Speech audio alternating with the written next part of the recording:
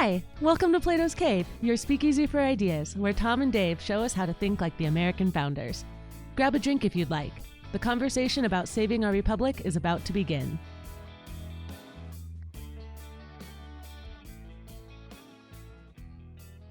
Dave, I was gone last week. We had Mr. Cody sitting in. We did. So- Cody, I always appreciate it when Cody gets to jump in and when he's willing to step up and sit in that seat and he's, as he said, it's a big seat to fill. I'm thrilled to have you back this week. What's he saying, Dave? That I have a big butt? Yeah. He actually started, I think, last week with it was big shoes to fill, and then he said, "Well, I guess it's kind of a big chair to fill," and then it just kind of evolved from there. Yeah. But no, it's great to have you back, Tom. It's happy to have you sitting across from me again. I was gone for well, it turned out so all of last weekend. My wife keeps making fun of me because I've been disgraced. For some people, this might be a scary thing. I had a little incident with my heart, and I'll explain it in a minute. Honestly, it was this amazing weekend. My heart was racing one night. Went to bed, didn't really think much about it. I sort of noticed it. Nothing. I wasn't in any pain or anything, but Felt like a little too much coffee right before bed. Yes, yeah, it felt like that. And I went to bed and I slept just fine. Woke up the next morning. It was still going. And I thought, in typical man style, if I just ignore this long enough, right, like it will go away. I haven't went and worked out. This was my logic, Dave. I thought if I make my heart go faster by working out, then when I cool down, right, and everything slows down, my heart will slow down too. Right. But it didn't slow down. Anyway, after 2.5 days, my wife finally said, enough is enough. We're going to go make a trip to the emergency room. So we drove over there. So here's what was going on. And I'm telling this not to divulge a bunch of, personal information, but there's a really big, important political, cultural point to all of this. Okay. I had something that there's AFib or atrial fibrillation, but there's also something called aflutter. And that's what I had, flutter. The difference being the fibrillation is usually a fast and irregular heartbeat. Right. The flutter is regular. Mine was regular. It was just going way too fast. And it's in the atrial part. That's the upper part, the Latin root of the word atrium. It's where we get the word atrium, the top part of a room or something like that, was just going way too fast. And they did a procedure on me. And it was absolutely amazing. I got to spend time with. This is at the University of Colorado Anschutz campus, the big hospital. There was a team. There's the regular cardiology team that I spent time with talking, and then there are electrocardiologists. They specialize in the electrical activity of the heart. Now that was my problem. It was an electrical problem, making it beat too fast. And at one point, I was asking a bunch of questions in my typical way, and the one cardiologist goes, "Hang on a minute, I want to show you. I want to draw you a diagram." He walked out. He came back in with a whiteboard. I said, "Man, you are a man really after my own heart." I said, "Now, if you were really legit, you'd have a chalkboard, right? But a whiteboard and some markers, that's pretty good still." And they were drawing all these diagrams and things. It turns out what happened, and apparently this is fairly common. The cells in your heart conduct electricity, and some cells had grown in this unusual way. It created a little circuit in the top part of my heart that shouldn't be there, and it was literally going round and round in making that top part beat really fast. So what they did, they put me under general anesthesia.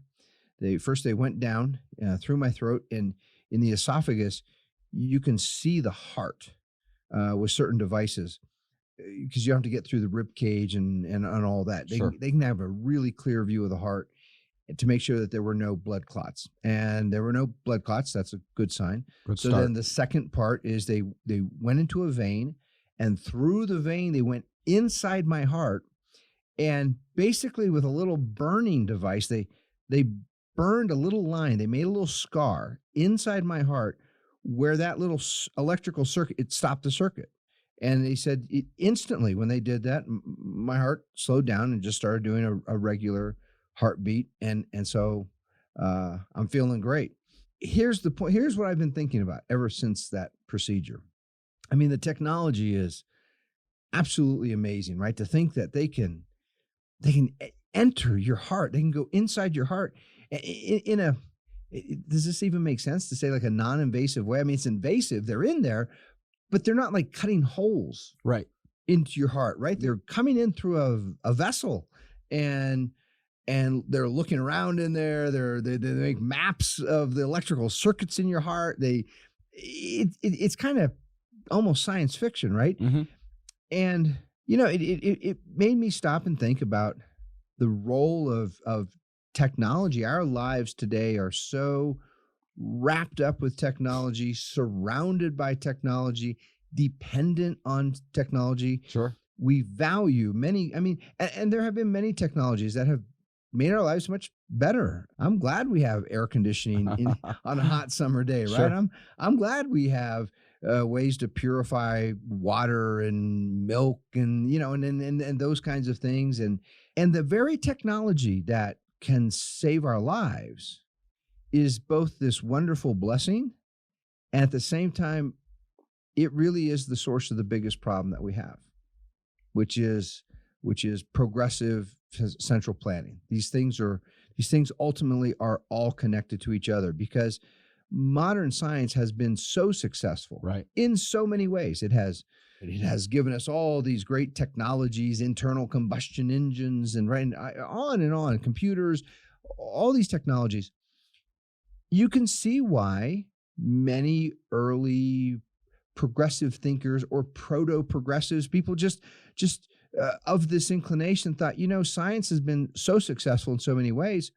Why not turn over all of society to science? Why not have scientists run everything? I wrote a little piece recently sort of exploring the difference between ancient science and modern science. That word science that we use, Right. it has a Latin root, scientia. And scientia just means knowledge. Right. It just means to know things. That's really it. When people think of things like the scientific method, I mean, that's a very modern development. But science, especially in the ancient world, if you read the ancient Greeks, Plato, Aristotle, or even a Roman thinker like Cicero, they wouldn't have made the distinction between, say, science and philosophy that we make today. For them, there was really the same activity. It's human beings wanting to know about the world around them and asking questions, observing, reasoning about why things are the way they are. And one of the when I say that modern science is both this great blessing and the source of the biggest problem that we have, I think it's helpful to look at some of the big differences between classical or ancient science and modern science. For classical scientists, and certainly Aristotle would have considered himself a scientist. He wanted to know. The biggest discovery, or one of the biggest discoveries, was nature. I mean, we sort of forget this, that nature itself, right, had to be discovered. The idea of nature, that there is a thing called nature. It's everything around us that we human beings don't create. The natural world is the world without any sort of human influence, human construction, human creativity. And as those ancient thinkers discovered nature, they wanted to know about nature, the ways of nature, and they started noticing things like acorns, if properly watered and there's soil present, will eventually grow into an oak tree. Sure. That the acorn has contained within it, right, everything necessary to become a full-grown, beautiful, shady oak tree. That's what it is meant to be by nature. A little fuzzy chick, right, that just hatched out of an egg. When it's fully matured, it's going to be a grown bird. It's going to be able to take flight and these things. And so part of this gave rise to this notion of telos, or teleology, the end, the purpose, the goal of things by nature. And they looked at nature, therefore, as kind of a guide as to how things should be. If if I showed you, Dave, a little scrawny stick poking out of the Mhm. ground, and I said, that is an old, many centuries old oak tree right there, you would probably conclude, well, that's a sickly oak tree. Like it's Sure. diseased or it hasn't been watered or there's something wrong because Or- if it should be big and huge and provide lots of shade. Or you're lying to me. Or- Right? or- I mean, or I'm like, yeah, right. Because Yes. that oak tree, I mean, you talk about it as its telos. The founders defined it as the laws of nature, and nature's God. Yes. Right? Yes. I mean, these are the laws of nature. An acorn can only become an oak tree. Right. An acorn can't become a piglet. Right. Right? It's the same reason that two humans having a child Yes. aren't going to birth a dog, Right. or aren't going to birth an acorn. Right. Right? I mean, two humans can't give birth to a future oak tree. Yeah. And those are what we're talking about when we talk about the laws of nature, Oh, or they're- nature's God, the and- telos. I'm just going to add this in. Some people today might not know this. Only a human male coupled with a human female can actually produce a new human being. You need the material from both. Right. The material from a human male and the material from a human female to make a third human And being. the right material has to come from the certain material can only come from the male, and certain material Right. can only come from the female. Right. Little side note, and I don't want to get too far off track, but Yeah. that was the latest Calvin Klein ad. I don't know if you've seen this yet. No. Calvin Klein's latest ad is a pregnant man Mm. being embraced by a beautiful woman behind him. I don't know what a pregnant man is, but Right. they I don't know if they photoshopped. I don't know if they just got a guy who drank a lot of beer or what he did, but Right. this guy is sitting there in a tank top t-shirt with a huge belly. Well, in one of my favorite movies, Cool Hand Luke, Paul Newman. God, when did Cool Hand Luke? Was that in the 60s? Maybe it came out. There's this great scene where he takes on a bet that he can eat 50 eggs. and he eats 50 eggs, and they show him at the end. His belly's protruding because Right. it's all full of eggs. I don't know. Still not quite looking, still didn't look pregnant. No, this classical ancient view of science and the scientific and philosophic observation of nature, wanting to know what nature is, the ways of nature, for the ultimate purpose, so that we can live better lives, so we Right. can live according to our own nature. And watching things like acorns consistently turn into oak trees, and as you just pointed, and nothing else, and puppies consistently growing into full-grown dogs, and little fuzzy chicks growing into adult birds that can fly, and Right. all those kinds of things that we see, these patterns, these regularities in nature. It led thinkers like Aristotle and others to ask this question: well, what is a full-grown, mature human being? We know what a full-grown, mature oak tree looks like, and a full-grown, mature bird, and therefore we also know a defective oak tree or bird, right, or diseased or hurt or injured.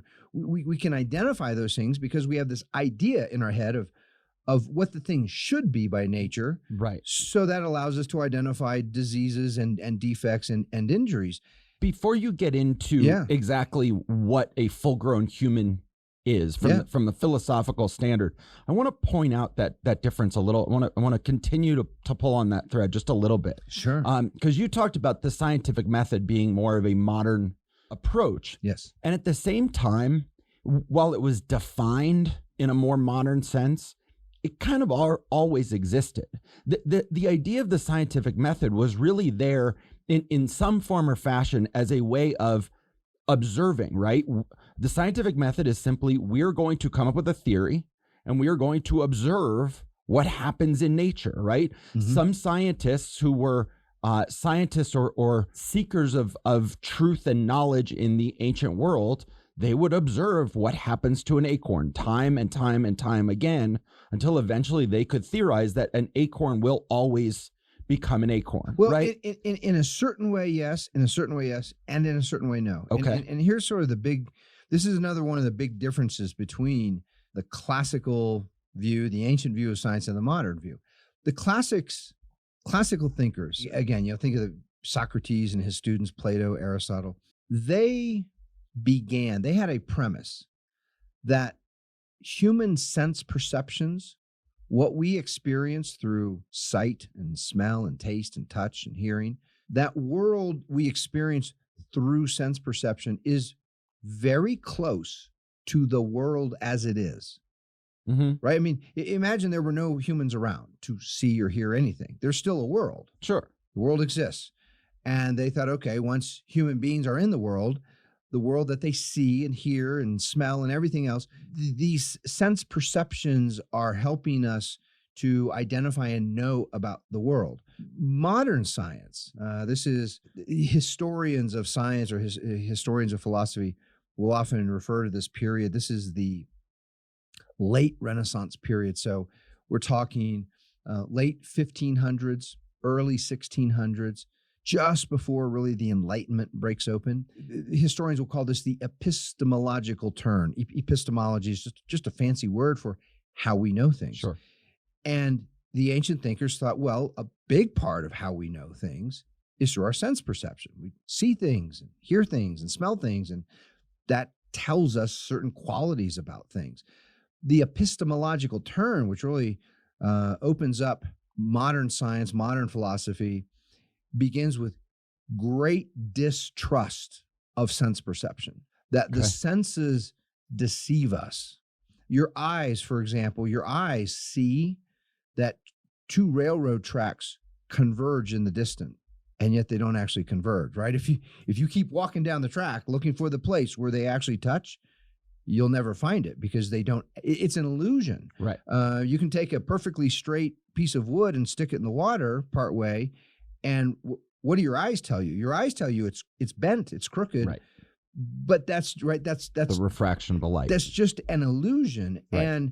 And so, this leads thinkers like Descartes famously, right, will say that he knows nothing at all except that he exists. Yeah. Because what he wants to do is he's looking for a foundation of knowledge that is beyond any suspicion, beyond any question, is completely objectively, confidently known as true. So he says, I'm going to begin by getting rid of everything that can be questioned, starting with everything I perceive through my sense perception. All that can be questioned, whether I'm actually seeing and smelling and hearing reality, or whether I'm imagining that I'm hearing things, or right. We often will think we hear things and you don't actually hear things, or maybe you dreamt that you heard something, right, and you didn't actually hear it. There wasn't a source of noise, and so this leads to this epistemological turn, which is this great radical distrust of sense perception. It's going to lead these early thinkers like Francis Bacon, early modern thinkers, Francis Bacon, René Descartes, others, to formulate a method of investigating reality, of investigating nature that minimizes sense perception. Okay. So coming up with this scientific process that is much more sophisticated, much more elaborate than simply looking around, listening, smelling, hearing, right, the world around us. Going back to that ancient view, seeing that there was a way in nature and things develop and grow and mature, thinkers like Aristotle asked the natural question: well, what is a fully mature human being? I mean, we can know what a fully mature human being means physically. You grow up as tall as you're going to be, and you develop certain use of your limbs and hands and those sort of things. Are there other qualities that a mature human being should have by nature? And Aristotle said, yeah, there are. We have intellectual capacities. Part of being a mature, grown human being is you should be able to think well. So he writes books on logic, explaining what it means to think well. He says we also have a moral capacity, unlike the tree or the bird or we human beings have the capacity to be just and unjust, to do what is right and to do what is wrong. Sure. And so part of being a fully developed human being is to understand what is right by our nature, within our nature. So he starts describing the moral virtues, the intellectual virtues, and he makes an argument that the good life is living according to these natural standards of excellence, these natural standards of right and wrong. That is the good life. In other words, nature, the ancients looked at nature as a kind of guide for how we should live. Modern science, and this comes to the big political, cultural challenge we face. Right. Modern science emerges in that period we mentioned earlier, late 1500s, early 1600s. And it makes several radical breaks with the classical view. We mentioned one already, the great distrust of modern science of sense perception, that what we see and hear and smell and taste and touch, you can't trust that that's actually reality. This will become full blown in a thinker like Immanuel Kant, who will literally divide the world into what he calls the noumenal and the phenomenal. Right. The phenomena is what we experience. So everything that we see and hear, he said, that's the phenomenal world.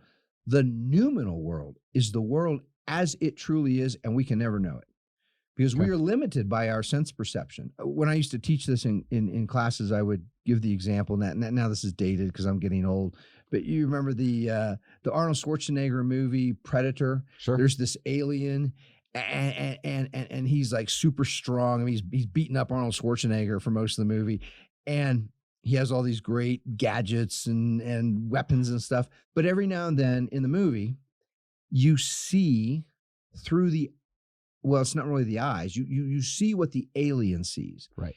And the alien, the predator, he detects heat. He doesn't see light. So he doesn't see color, right? He detects heat. This isn't a great spoiler because this is a very old movie. Yeah, if anybody hasn't seen it yet. You should. But Schwarzenegger's character, he figures out that if he slathers mud all over himself, cold mud, then the alien can't see him because he detects heat. But if a little mouse runs by, you can see that because the mouse is putting off heat. And I would ask students, so you look at the world with your eyes and you see light, you see light bouncing off of things. The predator sees heat. And so it's a totally different image of the world. Whose view is right? And the answer is, well, they're just different, right? One is detecting light. Eyeballs detect light. Infrared sensors detect heat. It's a different way of seeing it. And that's Kant's point, that you can receive and experience certain phenomena like smells and sounds and light, but you can never fully know the world as it is because we're always limited by sense perception.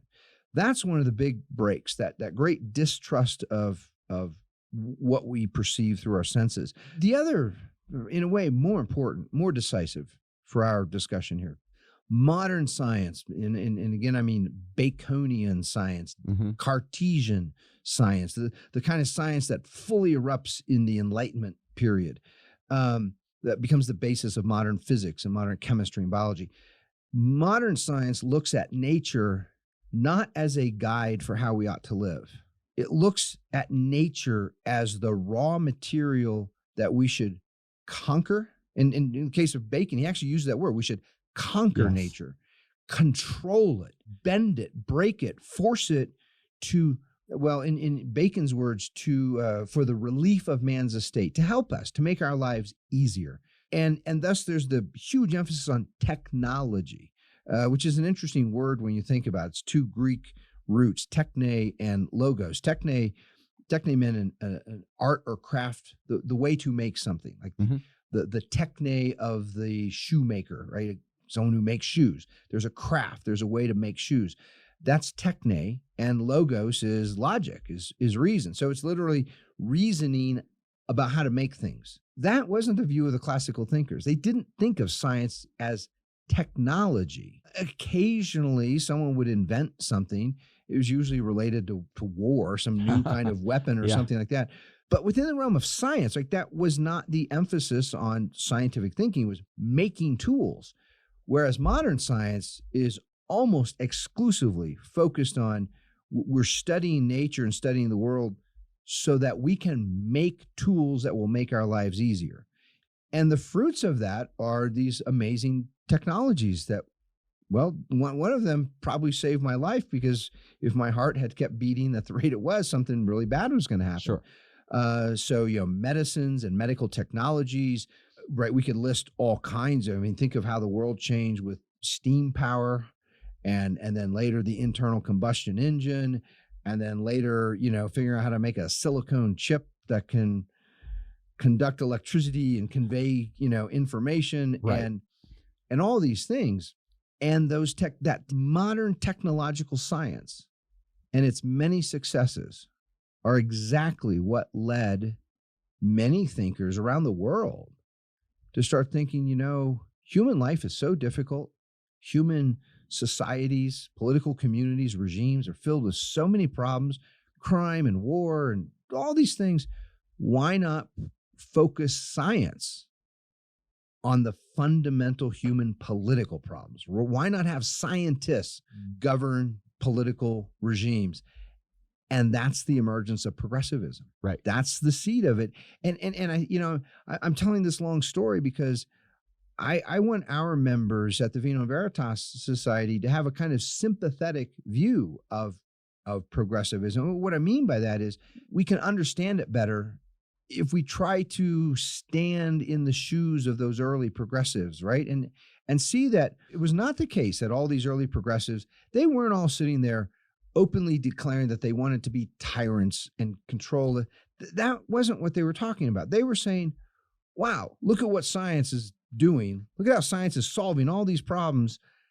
Let's develop the social sciences with the same kind of techniques, the same kind of scientific methods and everything, and turn the focus on science. If we can make engines and airplanes and air conditioners, why can't we, through science, solve crime, solve the problem of war, right? Why can't we create a kind of heaven on earth? And where that goes, if you really think that through, if science really does contain the solutions, or if it's possible for science to figure these things out and produce a kind of heaven on earth, well, then science probably should control everything. And it leads toward a kind of totalitarian central planning. It's no coincidence that modern tyrannies, meaning tyrannies in the last 150 years, have tended to be totalitarian tyrannies, where the tyrannical government controls everything. Communication, religion, food, medicine, right? Like every aspect of our lives, which is very different from ancient tyrannies. Tyrannies in the ancient world, they were bad guys and they were thugs, but they would come and rough you up until you paid them. They were basically shaking down people for money. Right. Send some money to the tyrant and the tyrant will leave you alone for the most part. It was a mafia. It was a mafia. Yes. Right. Yes. Modern tyranny is much more extensive and ambitious, because they've all been based on the claims of science. Right. Whether the science was legitimate or not, the communist Soviet Union said, we are a regime based on science, because science is going to solve all these problems. It also means the regime has to be in control of manufacturing, education, farming, every aspect of life has to be in control of the scientists in the regime. So there's one major problem that arises that they kind of overlook in all of this. And that is, if you're going to say we are going to dismiss that there is a nature to things, that there is a natural law, and we are going to instead control nature, it's hard to control something when you are subject to its rules yourself. Does that make sense? It does. So they forget, or they ignore the idea that they are human beings themselves, subject to the natural law of human beings, that it does take material from a man and a material from a woman to make a baby. Even more importantly, they overlook or they forget that human beings naturally make mistakes. Human beings cannot and will never be perfect people. It is absolutely not in our nature to be perfect. We don't We don't have that capacity. So if you're sitting there and you're saying, okay, we're going to leave it to the scientists, but the scientists are human beings, they are always going to make errors. Let's explore a few of these. I mean, you could just look at the last 150 years of progressivism and really see how many errors scientists have made. And at the end of the day, you could probably cite them all back to incentives, right? What was the incentive? What were they trying to accomplish? Well, I was going to, sort of add to what you were saying, that individual human beings, right, which includes all individual scientists, every scientist is a human being. They make errors in the sense of mistakes. Mm-hmm. Whoops, they miscalculated, misread, didn't reason well, whatever it was. They also make moral errors, right? The lapses in exactly. They make choices that are wrong because they're tempted to do what is wrong by, some kind of incentive. What was one of the earliest scientific mistakes among the progressive movement? Eugenics. Yeah. This whole idea of being able to read the skulls of certain individuals, of certain races, of certain classes, of certain types of people, yep, and say, you are insufficiently qualified, yep, to become the type of mature adult human being that we need to have this heaven on earth that you talked about. mm-hmm, And therefore you should either be enslaved mm-hmm, or killed. That's an ability to control nature, right? The natural law is you don't murder somebody. There's a natural law that is part of our declaration. You don't take away somebody's liberty. That's part of the natural order, the natural law. Yeah. And they're saying, no, we're going to conquer the natural law. And the science is telling us this person is insufficient to become a mature adult human being to create this perfect society. Dave, you've put your finger on something. I mean, this is so foundational and so important. And what you're saying is absolutely true. In the decades leading up to the American Civil War, the 1840s, 1850s, these were the heydays of things like phrenology, which is the biological study of skulls that you're referencing, and all kinds of scientific theories of racial hierarchy. And among the uses of that science were campaigns promoting slavery, Mm-hmm. because the idea was slavery is a way to force lower races, less developed races, to interact with and be in close contact with the more elevated, evolved races. So slavery was actually defended as a way of speeding up human evolution. It's bringing these less evolved races into contact with more evolved to help move along the whole evolutionary process. The other point you made, which is it's gigantic, that you have these scientists who themselves are subject to all the laws of nature. And, here it would probably be good to clarify. Modern science will agree that there are certain natural laws, but they confine those laws to the laws of physics. I mean, there are laws of nature about, gravity and the attraction of bodies with mass, right? And these sorts of things that you can measure mathematically and predict how a particle of matter is going to move in a space and so on and so forth. The classical view, one of the big points here I want to emphasize, they actually had a broader view. They knew, Aristotle knew, that a physical object at rest will stay at rest until something exerts some kind of force on it. He knew that, but they also understood that there were moral laws of nature, Mm-hmm. that the natural law includes moral precepts of how we should live and choices that we should make. There are natural standards of justice and right that we can discover by studying our own human nature. And it tells us a lot about how we should treat each other, right, including and how we should treat ourselves. And modern science really ignores all that. The great political philosopher who sort of looms large in our work, Leo Strauss, he loved to comment frequently that one of the key features of modern theory, modern science, modern philosophy, meaning like that period of Machiavelli, and we talked earlier about Bacon and Descartes, beginning then and everything after that.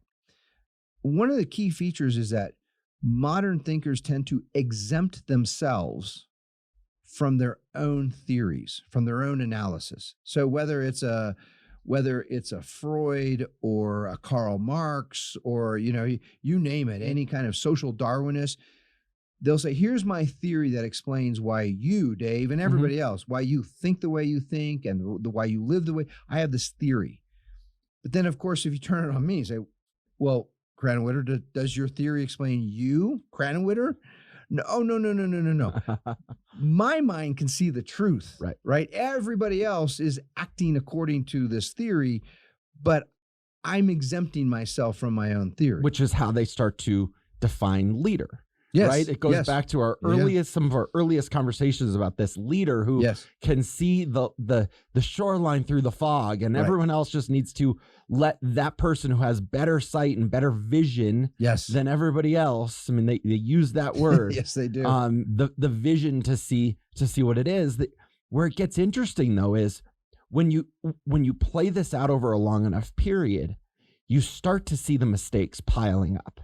And you start to see them trying to correct for themselves and try to cover up the early mistakes. And we can talk about some of these at the most basic level. Let's talk about the idea of early scientists, early progressives, wanting to make food more accessible, right? We have starvation all over the world. We as scientists, we have to improve starvation around the world. So we are going to start genetically modifying food. And now what do we have today? We have the entire progressive movement saying, nope, that's causing cancer. So we better start changing this, and we need to start eating organically.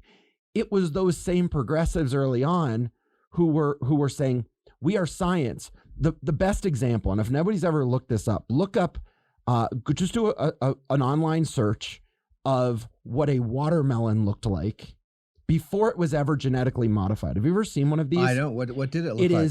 It is about 70% rind, unedible. And it's just got these little pods in it that are almost all seeds. And there's very little edible. Dave, I want a watermelon to be this big, and I want there to be no seeds in it, and I want almost all the inside to be this luscious pink, yummy, sweet. And so did the early progressives, right? So did the scientists. and it's really this fascinating image of what a watermelon looked like before we started genetically modifying them and started being able to feed people with them, that they were really just kind of a waste. And go tell a progressive today, I want to keep genetically modified watermelons. I mean, I love watermelon. Watermelon's one of my favorite things. If you took watermelon away from me, I'm going to be really angry with you.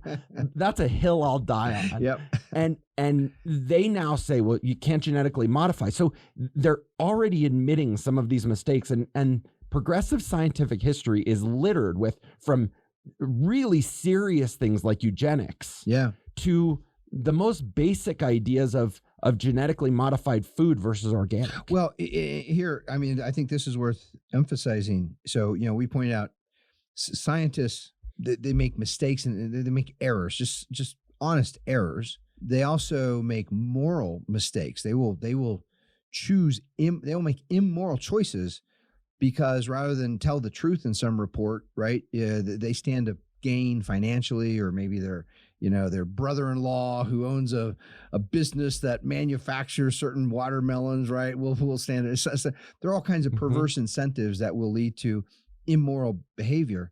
And then there's this other piece of unintended consequences that even the best scientists in the world cannot know all the consequences that are going to result of a new technology, of a new way of doing, precisely because they're unintended. They're not intended. They tend to come as surprises.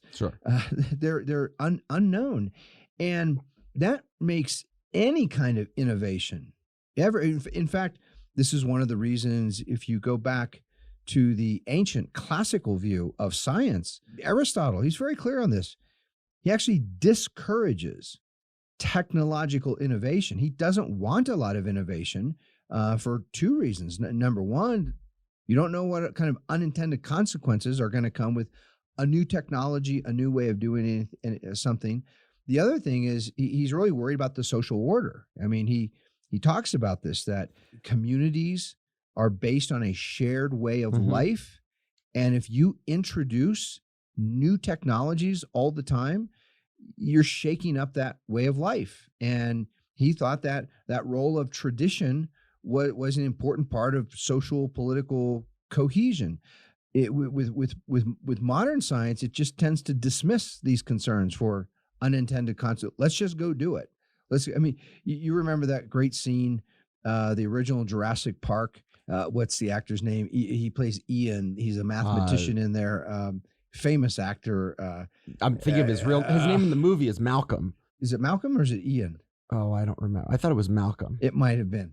I'll think of it. Jeff Goldblum. Yes, Jeff Goldblum. There's this great scene where, all hell's breaking loose in Jurassic Park. The dinosaurs are eating people and these things. And he looks at one of the scientists and he says, you were so consumed with the question of whether you could do it, you never stop to ask whether you should do it. Right. And in a way, that's sort of the story of modern science. Now, this is science just in general. Any kind of innovation, any kind of new technology, new way of doing things, there's always going to be that danger of unintended bad consequences. What makes it 1,000 times more dangerous is when it's not just science and technology, but it's science and technology coupled with government power. Right. Coupled, it's a good thing to remind our members always, government is the monopoly of all monopolies. It is the monopoly on legalized force. That's what government is. When you use government to command science and command technology and command that people use new technologies, and there's no way to resist it, there's no way to escape it, it becomes really, really dangerous. Well, it becomes totalitarian is what happens. And so all this is to say, I had this procedure in my heart, and I'm very appreciative of the cardiologists and the whole team. There was a whole team of people who made this happen. They very likely saved my life. I'm appreciative for the technology. I value it. I'm happy to pay for that. And along the way, I'm reminded that technology, that technological wonder, is in a way the source of our biggest political and cultural problem, this tremendous attraction to science and the authority of science to control everything. And it is so dominant today that many Americans, if you said, hey, shouldn't scientists just be in control of everything? Unelected, bureaucratic scientists in Washington, D.C., shouldn't they tell us how to run our business and what curriculum our kids should study in school and what vaccines we will or will not take and really every other aspect of our lives? And a lot of Americans will say, yeah, science-infused government, or government infused with the authority of science, should really regulate everything. And what's interesting is it really makes it stand out then when progressives today will find anything, any reason, any topic, any policy to push back and say, no, we don't want government control in some area, right? It raises the question like, well, why? Why not have total government control over everything? And I think before we talk about that, I think there is this, you touched on something about this draw to that. And the one thing I've never heard a progressive be able to answer is, or maybe the better way to describe this is almost the key difference between the two sides in America today. If you were to divide America into two sides, and I still think we're more tribal than that, and there's a lot of different little groups all over the place. But if you were to try to divide America into two groups, it's the group that says, I trust the government to make good decisions and to take care of us. And you have the other group that says, I don't trust the government. And what the group that trusts the government never is able to respond to is, how do you account for the mistakes?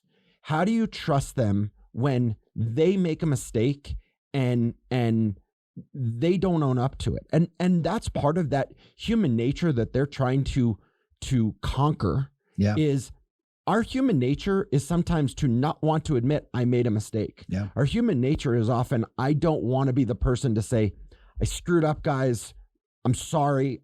Because in a lot of times, especially when it comes to government who has this monopoly on legalized forces you talked about, government's killing people, right? Yeah. They can't just stand up and say, our bad, we're sorry, we made a mistake.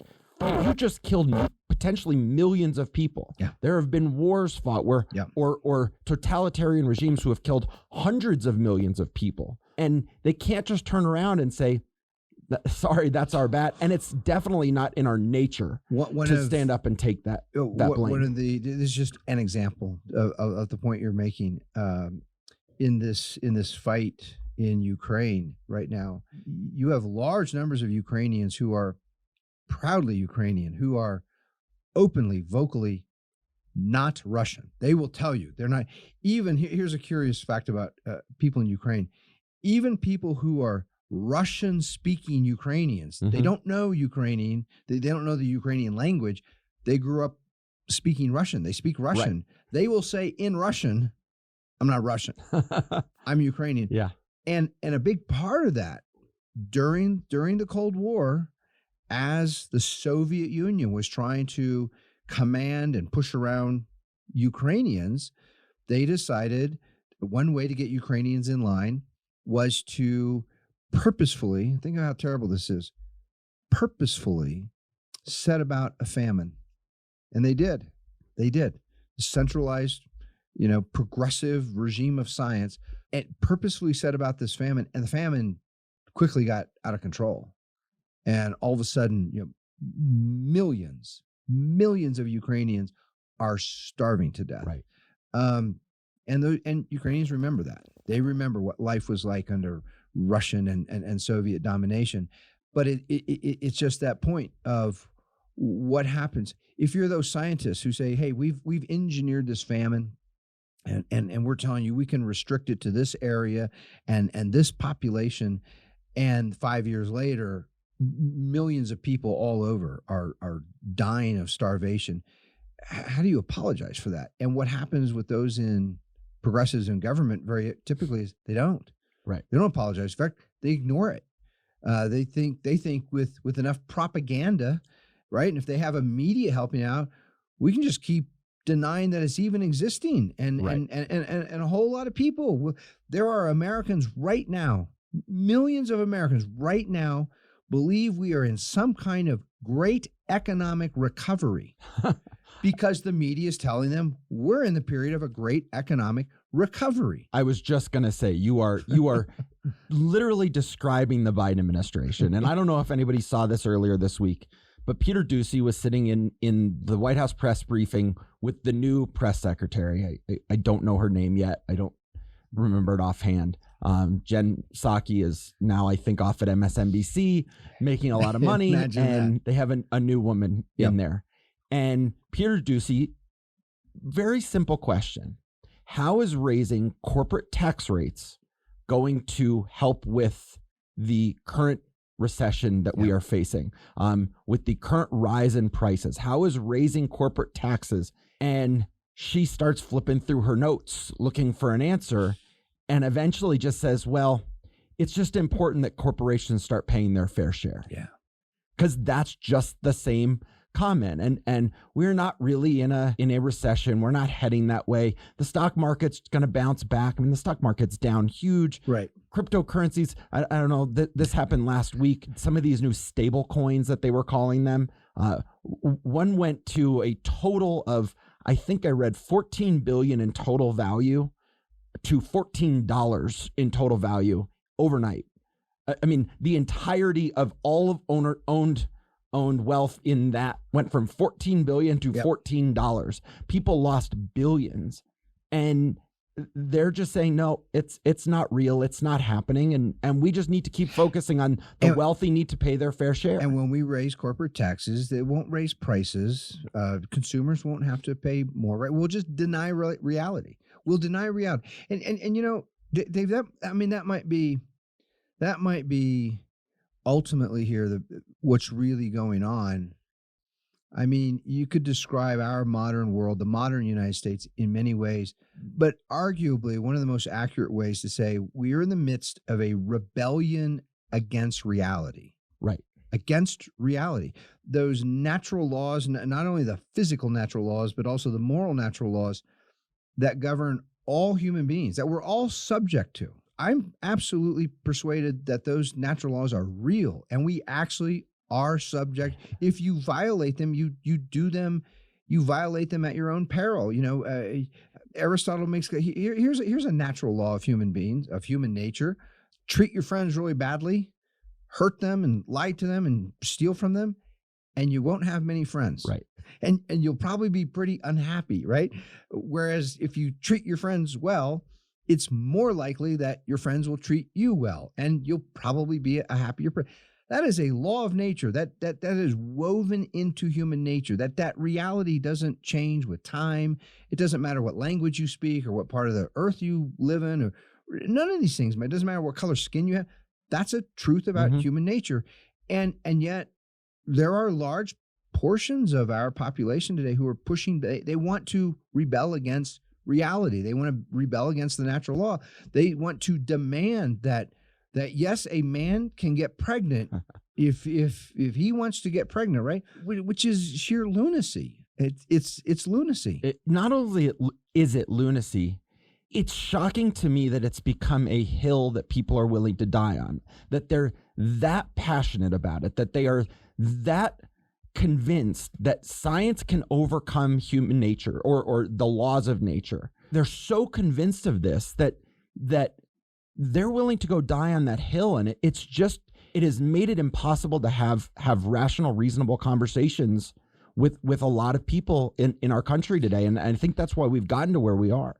Another way to frame this whole conversation, sort of as we get close to wrapping up here, if we were to ask, and I want our listeners to think about this, if you're in conversations with just ordinary, your friends, your family, your colleagues, just regular Americans, and all of us know many progressives, we're surrounded by progressives. If you were to ask them, ultimately, what is most important? Freedom, real freedom, or total control?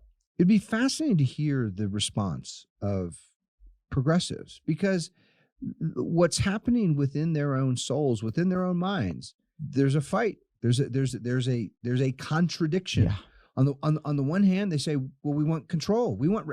You got to regulate restaurants, Dave, and you got to regulate hospitals, and you got to regulate airlines, right? You got to regulate school. You got to regulate everything. Got to regulate dog walkers, right? And hair braiders and nail right? and cosmetologists and everything else. So on the one hand, right, they're in favor of regulation, which is controlling people. Don't wait for someone to do something wrong or violate someone else. Let's control them before they even have a chance to do anything wrong. And at the same time, they're sitting there saying, hey, a man should be free to get pregnant. They want this kind of freedom from the laws of nature, because the laws of nature, I think, pose the sort of ultimate limitations. And the laws of nature do pose certain limitations. Just like the acorn cannot become anything other than an oak tree. It can't become a blue whale. It can't. Right. No acorn is going to become. It's going to become an oak tree, or it's going to die. It's going to become nothing at all. There is a part of the postmodern progressive push is this denial, this refusal that no, nature doesn't set any kind of limitation. To use a very Nietzschean phrase, it's a kind of triumph of the will, that our will is more important than any kind of natural limitation or natural law. It's a really interesting word. I mean, you talked about limitations, and my immediate thought went to the popularity of that movie Limitless. Do you remember that with Bradley Cooper? No. Where he started taking that drug. His ex-brother-in-law had come across a drug that had not been approved by the FDA. It's been this topic of conversation for years about this idea that we only use a small percentage of our brain. No, right. Which actually isn't true. We just only use a portion of our brain for certain things that we're aware of, but the rest of our brain is used to do a lot of the autonomic things within our system. This whole idea of conquering our brains, right? Of overcoming and controlling and opening up our brains to all of the capacity.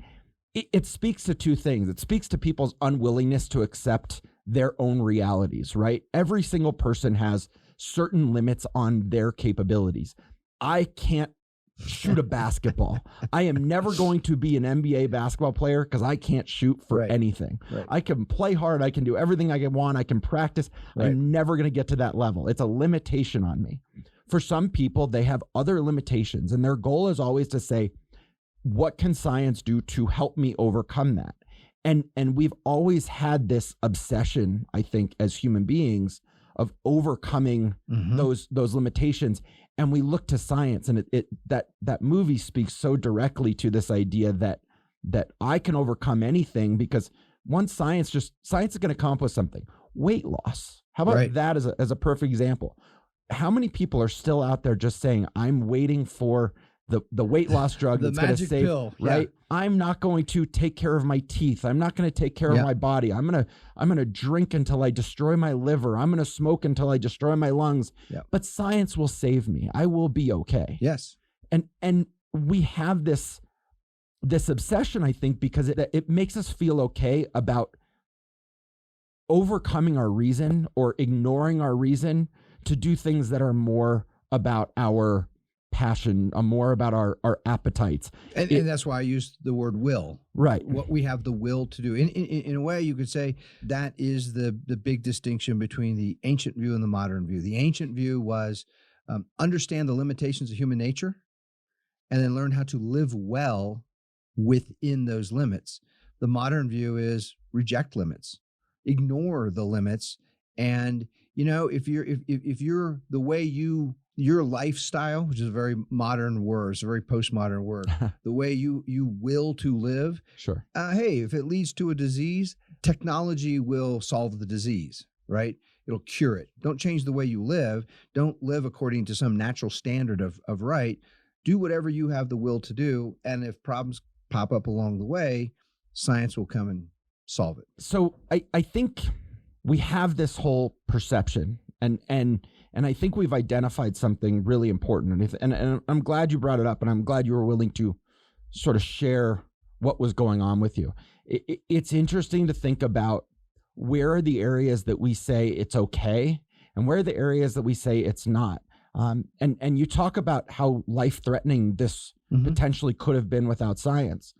We are now hearing progressives on the other side now saying all of this modern medicine, all of this science that is improving our lives, is helping our lives, that we have been in favor of for a century plus, maybe it's not so good. We're overpopulated. You now have people actually saying anybody 75 years or older should just accept death. Right. No more treatments for anybody over 75.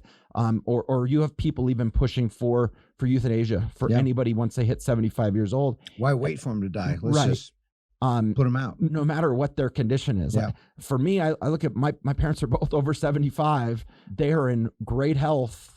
Knock on wood. They're in great health. I can't imagine somebody saying you're not entitled to live anymore. But think about that. Eugenics and euthanasia, which is a form of eugenics, is sort of the ultimate in progressive central planning.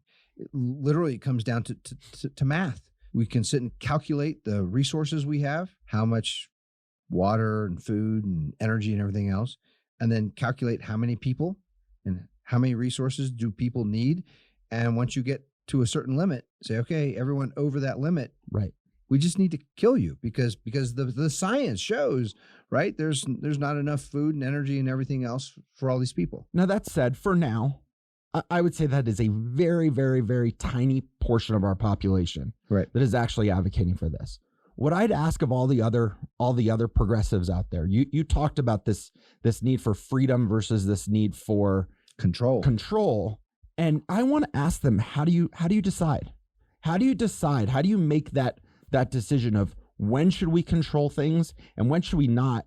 And how easily can you be influenced to go from I believe in freedom of X to no, now X should be controlled. I believe in that we should have science to save lives and let people live as long as they can healthily and happily, versus no, at this point it's time to start saying you've lived long enough, and we as a society have decided you're no longer entitled to your life. Well, and because of a leaked draft of an opinion, we have reason to think the Supreme Court's going to be handing down a decision on a subject directly related to this. Should scientists decide which pregnancies are, result in live births and which ones don't? Should scientists and regulators decide that? Or should individuals make that choice? Should individual women? And I think we're going to have to pick this up. This is ripe, Dave. This is a topic pregnant with great themes and principles that we should discuss further. It's a long conversation that we should continue, but I think the conversation we had today was so important as a foundation of understanding that sort of internal battle for most progressives about science can help in a lot of ways. And believe me, I love some of the advances of modern science. I love that we can sit here and record a podcast on video and everything else and share these words with people. But we have to understand where it's going and what it's trying to do. Absolutely. And it's not a matter, it is not, I want to make this as clear as I can. It's not a matter that modern science is all good or all bad. What we're suggesting here is it's very helpful to understand the difference between the classical view of science and philosophy and nature versus the modern view. Understand that we gave certain things up. When we moved from the classical view to the modern view. We also gained some things. We gained a whole realm of modern technology that the ancient view didn't offer. And so both are kind of a mixed bag. And by understanding that difference, I think gives us a bigger, broader, deeper understanding of the world around us. And from the sense of the American idea, right? We try to make this all about, we say nos somos custodes. We are the guardians. It goes back to that old question, who will guard us from the guardians? Right. The guardians are supposed to be the legislators, the government, who are supposed to simply do nothing but protect our natural rights, right? If they don't believe that there are natural rights, how can they actually guard them? And when those guardians turn on us, and they're not guarding us, they're threatening us, they're injuring us, then who's going to guard us from the guardians? And that's the basis of our motto, nos sumos custodes. We are going to guard the American people and guard the American idea. And in this context, to be the guardian, I think step one, and I think this is a conversation that I hope our members will have with each other. But for me, step one is to say, no one with a monopoly on legalized force, a government, should get to decide what science should be followed and what science should not, what science should control nature and what science should not, and determining for each and every one of us individually how to live our lives, how to control our lives. Dave, it's almost like you're calling for the separation of science and state. Well, it's it's certainly another interesting way of looking at how. I mean, isn't that essentially what the Constitution, the Declaration, and even some of the things you go into speeches by Lincoln and even Reagan later on? That's what they're advocating for. Do we want to let some small group of people determine our fate? Or should we be able to be self-reliant and self-governing? Well, I think as we continue this discussion, I kind of want to dig into that whole theme. All Americans, I believe, or vast majority of Americans agree that there should be a separation of church and state.